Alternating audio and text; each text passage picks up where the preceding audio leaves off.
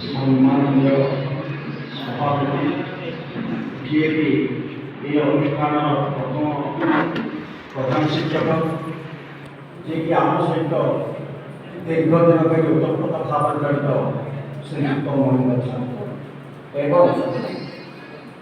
ମୋ ସମୟରେ ଥିବା ଶିକ୍ଷକ ବନ୍ଧୁ ଏବଂ ମୋ ପରେ ଯେଉଁମାନେ ଏ অনুষ্ঠাନର ଉତ୍ତରୋତ୍ତର କାମନା କରି ଶିକ୍ଷା ପ୍ରଦାନ କରିଛନ୍ତି ସେ ବନ୍ଧୁମାନଙ୍କୁ ପିଲାମାନେ ଆଜି ଗୋଟେ ଖୁସି ଲାଗିଲା 2006 ମସିହା ମନେ ପଡ଼ୁନି ତୁମେମାନେ ବହୁଥର ଏ କଥା କାଳବଦ୍ଧରେ ଲୀନ ହେଇଗଲାଣି ବୋଧହୁଏ ଆଜି ସେ ପିଲାଙ୍କୁ ମୁଁ ଚିହ୍ନି ପାରିଲେ ନାହିଁ ପିଲାମାନେ ଯେତେବେଳେ ସାର୍ଙ୍କୁ ଚିହ୍ନିଲେ ମୁଁ ବି ପ୍ରତ୍ୟେକ ତୁମକୁ ଯେ ଚିହ୍ନିବୁ ତ ବାପା ନା କହ ଧୀର ସାର୍ ମୋତେ ବେଶୀ କହନ୍ତି ସାର୍ ବାପା ନା ପଚାରନ୍ତି ମୁଁ ବାପା ନା ସବୁ ପଚାରି ଯାହା ହଉ ଦୀର୍ଘ 17-18 ବର୍ଷ ପରେ ଆମେମାନେ ତୁମମାନଙ୍କୁ ଦେଖିଲୁ ସାଙ୍ଗେ ତୁମମାନେ ଦେଖୁଥିବେ 2006 ମସିହାରେ ଆମେମାନେ ତୁମକୁ ବିଦାୟ ଦେଇଥିଲୁ ଏ ଅନୁଷ୍ଠାନରୁ କାହିଁକି ନା ତୁମେମାନେ ସେହିଭଳି ଭାବେ ସୁଯୋଗ୍ୟ ସନ୍ତାନ ସମ୍ପତ୍ତି ହେଇ ଫେରି ଆସ ପୁନର୍ବାର ଅନୁଷ୍ଠାନ ମନେ ଅଛି ସେଇ ବାକ୍ୟ ପ୍ରାପ୍ତେ ତୁ 16 ବର୍ଷ ପୁତ୍ର ମିତ୍ର ବିବାହରେ 16 ବର୍ଷ ହେଲେ ପୁଅ ବନ୍ଧୁ ଭଳି ଆଚରଣ କରେ ବନ୍ଧୁ ଭଳି ଆଚରଣ କରେ ଠିକ ସେଇଭଳି ଆଜି ତୁମେ ଫେରି ଆସ ଏ ଅନୁଷ୍ଠାନକୁ ଏ ଅନୁଷ୍ଠାନର ହିତାକାଂକ୍ଷୀ ଭାବରେ ଏ ଅନୁଷ୍ଠାନର ଉତ୍ତରୋତ୍ତର କାମନା କରି ତୁମେ ପୁନର୍ବାର ଏ ଅନୁଷ୍ଠାନକୁ ଫେରି ଆସ ଅଭିଭାବକ ଭାବରେ କାରଣ ଯେତେବେଳେ ଘରର ମୁରବୀ ବାପା ବୁଢ଼ା ହେଇଯାଏ ସେତେବେଳେ ସେ ପୁଅ ଉପରେ ସମସ୍ତ ଦାୟିତ୍ୱ ଦେଇଯାଏ କହିଲେ ବାପାରେ ଏ ଘରକୁ ସମ୍ଭାଳିବୁ ଘରର ମାନ ସମ୍ମାନ ରଖିବୁ ଠିକ ସେଇଭଳି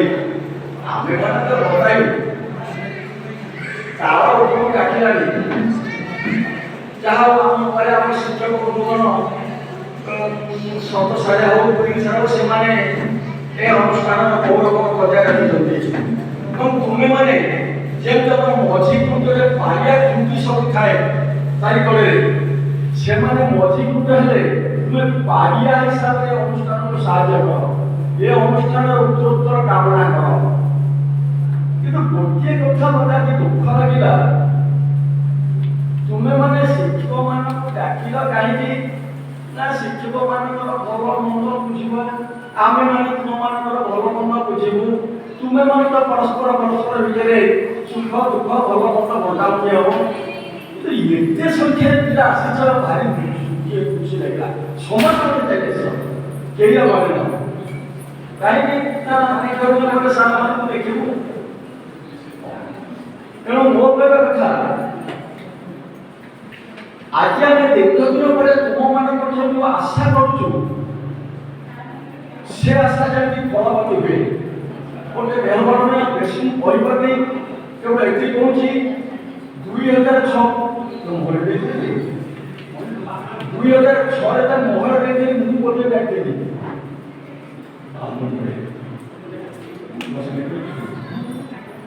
ମୁଁ ଡାକିଥିଲି ଚାଲିଥିଲି ଆଚ୍ଛା ସେଦିନ ଠାରୁ ଆଜି ପର୍ଯ୍ୟନ୍ତ ତୁମେମାନେ ଏହି ବୋଧେ ଅନୁଷ୍ଠାନକୁ ପାପ ପକେଇ ନଥିଲ ଆଜି ଗୋଟେ ବ୍ୟାଚ୍ ଫିଷ୍ଟ କରିକି ଆସୁଛ ଇଏ କ'ଣ ତୁମର କର୍ତ୍ତବ୍ୟ ଏ ଅନୁଷ୍ଠାନକୁ ଥରେ ଆସ କର ଅନୁଷ୍ଠାନର ଭଲ ମନ୍ଦ ବୁଝନ କର ଅନୁଷ୍ଠାନକୁ କିଭଳି ଭାବରେ ଅନୁଷ୍ଠାନ କରି ଉଠିଛି କିଭଳି ଭାବରେ ଅଗ୍ରଗତି କରିଛି ତାକୁ ବୁଝିଥାନ୍ତୁ ଏହା ତୁମେ କେବେ କରିନାହ ମୁଁ ଆଶା କରୁଛି ଆଗକୁ କେବେ କରିବ ଆଶା କରିଛି ଆଗକୁ ତୁମେମାନେ ଏ ଅନୁଷ୍ଠାନର ଉତ୍ତରୋତ୍ତର କାମନା କରିବ ଆଉ ବେଶୀ କହୁନି ଏଥିପାଇଁ ମୁଁ ମୋର ବକ୍ତବ୍ୟ ଶେଷ